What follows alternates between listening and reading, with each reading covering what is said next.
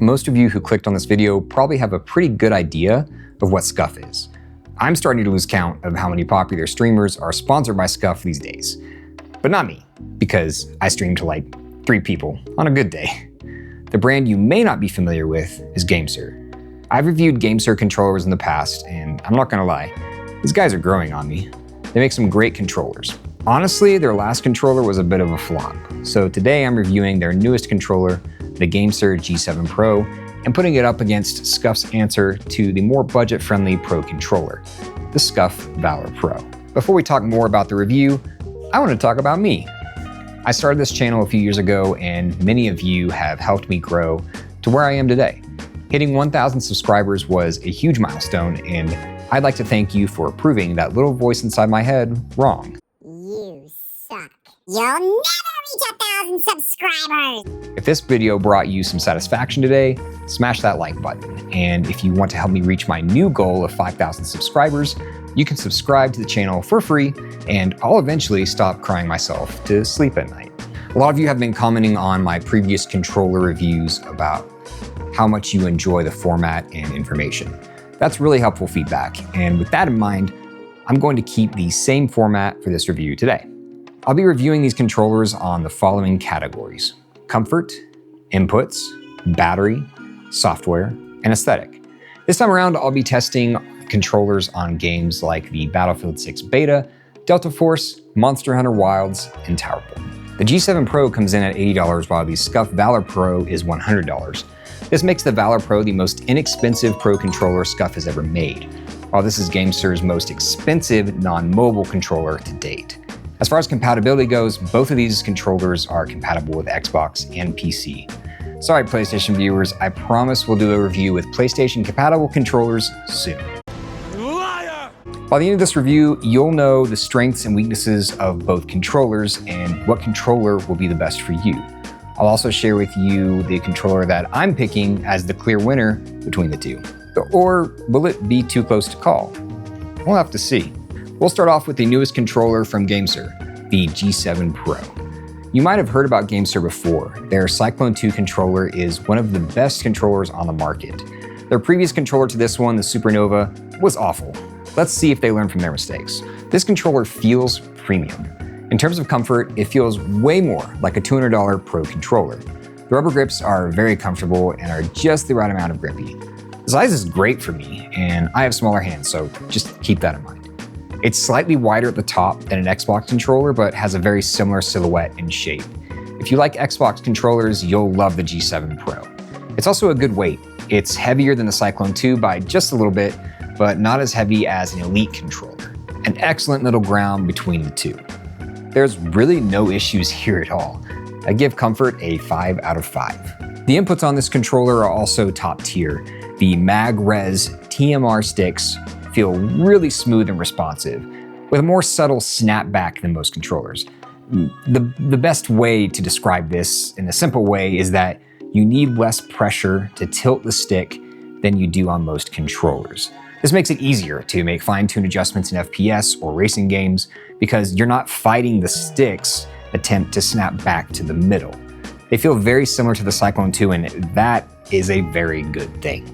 They also are an anti-stick drift technology, so you won't be running into problems there at all, most likely. I do recommend getting the Gamesir thumb grip packs if you're using this for FPS games. I use this thick boy on the right stick, and while it may look a little bit silly, it makes a huge difference in my aim on games like Battlefield 6 and Delta Force. You can also use PlayStation control freaks if you want to go that route. I could talk about these sticks all day, but let's move on. The D-pad has a few different options, which is really nice. I recommend using the cross pattern, as the circular one gave me some incorrect inputs while playing a few games. The cross one had no issues at all. The Hall effect triggers feel smooth, and when you apply the trigger locks, it gives you that clicky mouse feel. They also fixed the trigger lock issue from the Super Nova, where it would break through when you push down the trigger all the way. The face buttons are all clicky and tactile, easy to fully press. The paddles, very easy to reach on the back, sitting right at the point of my middle fingers. The top paddle buttons are far enough to reach, but not close enough to the triggers to accidentally press them. Some great placement and size for these by Gamesir. I found myself using the top paddles to pull out my shotgun or DMR in Battlefield 6, rather than having to move my thumb off the sticks to press the D-pad. I kept reaching for the button when I switched to the Valor Pro. The G7 Pro has a headphone jack if you're into that, and also a mute button. You can use the M button plus the D-pad to adjust the volume and game chat mix. As if that wasn't enough, the controller itself features gyroscope technology, but only on PC. If it wasn't for the D-pad issues that I ran into a few times, this would be a perfected controller in terms of inputs. For those reasons, I gave it a 4 out of 5 for inputs. The battery is a rechargeable battery with a dock. The controller has lasted me well over 6 hours of non-stop Battlefield 6 and didn't even reach 50%. It recharges very quickly on the dock as well, and it's lift to play, which means you can just lift the controller off the dock when you're ready to play, and it automatically connects wirelessly to your PC if you're using it for a PC.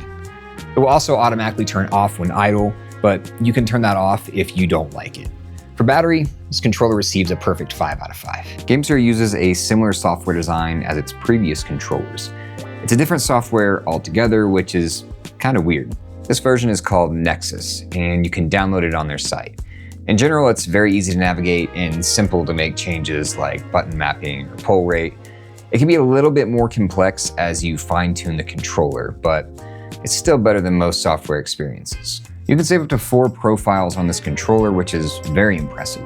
You can have up to 1000 Hz polling rate, but I've found this causes some issues with most PC games that I play. You also can't use 1000 Hz polling rate on Xbox, so maybe just set it to 500 Hz instead. If you want to play on Xbox, you'll need to use the included cord that it comes with. On PC, you can play wired or wireless. There's a new version of the G7 Pro coming out soon that is also wireless on Xbox. I'll leave that link down below for that if you want it. As I was editing this video, I noticed that Gamesir dropped another model of the G7 Pro. The Gamesir G7 Pro Zenless is now available for pre-order, and this controller is wireless on both PC and Xbox. It's more expensive at $129, and there's a link below to pre-order it. The settings you save in the app actually save to the controller itself, so they'll carry over when you plug it into your Xbox, and I was very impressed with that level of detail. You also don't need to plug in the controller to update it on your PC. Just turn it on and pull up the app and update it. Easy peasy. All in all, great showing for the G7 Pro on software.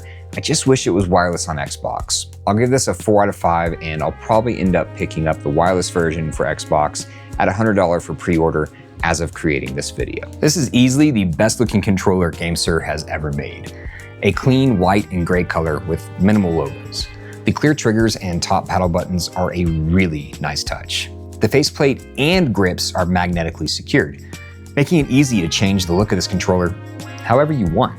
Gamesir recently restocked their faceplates for the controller, and they have some great colors. I ended up buying 3 of them. I hope they'll do more than colors soon and make some really creative designs. Grip colors will be really cool too. The dock is really clean and has some subtle RGB to it, and it shows you the battery rate of your controller. The controller itself has no RGB at all other than the LED around the Xbox button. Honestly, I'm okay with that. It means a longer battery life. This, by far, is my favorite controller to look at from the Gamesir to date, and for that reason, gets a 5 out of 5 for aesthetic. The total score for the Gamesir G7 Pro comes out to 4.6 out of 5. Now let's take a look at the Scuf Valor Pro. As I mentioned before, at $100, this is the least expensive Pro controller that Scuf has made to date. At the same time, it's $20 more than the G7 Pro. Will the extra $20 be worth it? Let's find out. I really like how it feels in my hand. That's what she said. This has to be the most grippy controller I've ever used. It feels like these grips have tread. It could basically drive on snowy roads, and that's not a bad thing. It actually feels really solid. The controller is also nearly identical to the shape of an Xbox controller. However, it's a chunky boy. The controller is thicker than most controllers I've ever used. The hand grips are kind of bloated more than usual. It didn't bother me at all, but it could be an issue for smaller hands than mine. The controller also feels weirdly heavy. For a wired controller, this thing should be pretty lightweight, but it's just not. It's close to the same weight as the G7 Pro, which is a wireless controller on PC. Very odd. Some wins here, some potential issues. I gave it a 4 out of 5 for comfort. Let's talk about inputs. Scuf has finally hopped on board with Hall Effect sticks. This is a huge win for Scuf controllers and will make sure that you don't run into stick drift. The sticks feel good, but honestly, not as good as the G7 Pro sticks. They're more rigid than the G7 Pro. You'll have to give more tension to these sticks to pull them away from the middle, and the snap back to the middle is more aggressive. Not great for precision aiming, but the dead zones can be tuned to improve that.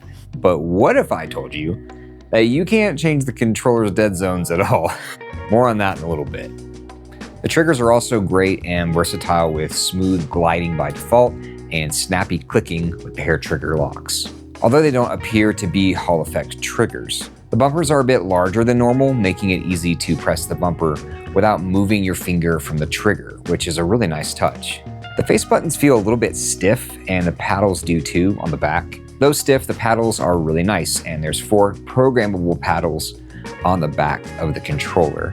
And they can all be easily accessed with your middle fingers or whatever finger is the most comfortable for you. The buttons overall feel a little bit cheap, which is in contrast to how the triggers feel. The D-pad feels really good and has great distinction between all directions.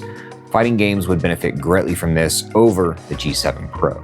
The controller does actually have a headphone jack and comes with a volume wheel for game and chat, which is pretty cool, I guess, but honestly, something I'm never going to use. Overall, I'm happy with the triggers and the D-pad, but the rest just didn't do it for me. While this is the cheapest Pro controller for Scuf, it shows in the lack of quality for some of these inputs. I'm going to give this a 3 out of 5. Up next, we have the battery, and well, there is no battery on this controller. It's wired only, which I guess isn't a bad thing because technically it'll never die on you. So we'll just give this one a rating of NA because it's really not applicable here. Do I wish it was wireless? Yeah, I do. The Instinct Pro controller is wireless, so why can't this one be wireless?